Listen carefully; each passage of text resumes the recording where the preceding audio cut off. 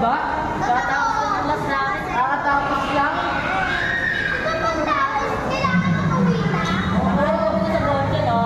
Kumain sa Bonjon.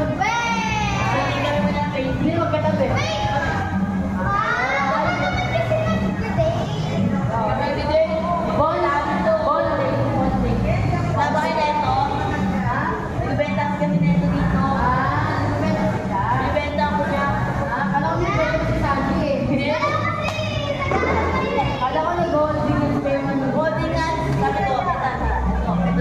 Mura lang.